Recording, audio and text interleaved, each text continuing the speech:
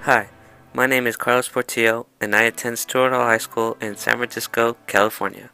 I love San Francisco. There's no place like it, down to the weather, the different neighborhoods, and the diverse cultures that can be found across the small 7x7 city. Stuart Hall High School is part of a global network of Sacred Heart schools which is found in 6 continents across the globe. The Society of the Sacred Heart and its principles dates back to the 1800s when Saint Madeleine Sophie Barra founded the Society of the Sacred Heart in France and dedicated herself to educate the youth.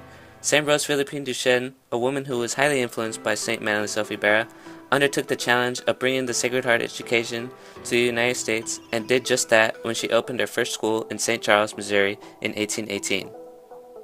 There are over 150 schools that take part of the Society of the Sacred Heart, and they span out across nearly 30 different countries. 22 of these schools can be found in the United States, and Stuart Hall High School happens to be the first all-boys school. Our school is named after Janet Erskine Stewart, who entered the Society of the Sacred Heart in 1882 and spent 30 years of her religious life there.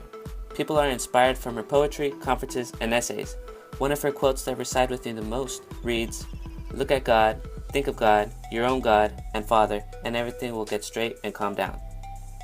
Additionally, the goals and criteria are the very core of Sacred Heart education, which are indeed the backbone of Stuart Hall High School.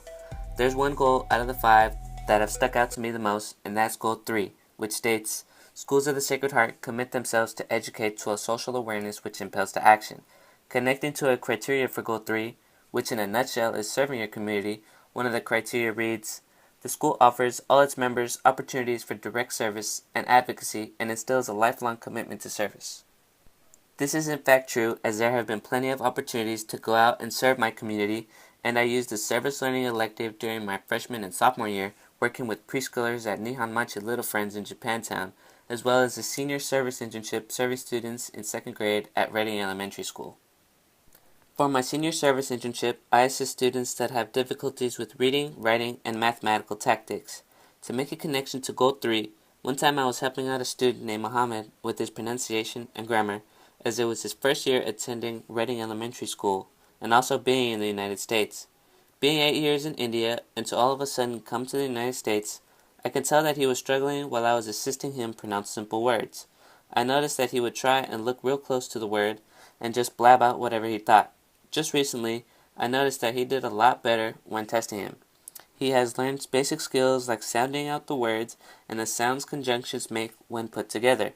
By the end of my internship, I wanted Muhammad to be able to pronounce words that he wasn't able to when I first met him, and he has done just that.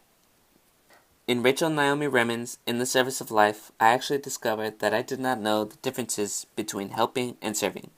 She explains that helping someone incurs debt, while serving, like healing, is mutual. There is no debt. I am as served as the person I am serving. When I serve, I have a feeling of gratitude. This can in fact relate to my service internship at Reading Elementary School, because I felt that I was helping Muhammad, when in fact, I don't want him to feel that he owes me anything after. After reading this article in class, I remember writing down in my internship journal, saying that I felt I was a bad person because I felt that I was helping the students. But now that I look in the past, I indeed feel that this whole time I have been serving them, as I just wish for the best for each and every single one of them in life.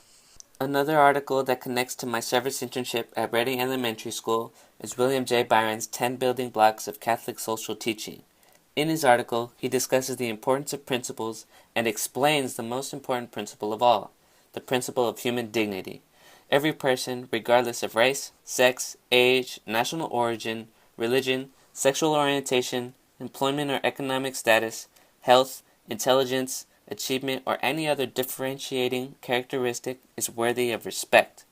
It is important that I keep this principle in mind while at Reading Elementary School because the students deserve respect just as much as I do, and we should all be thought of as equals.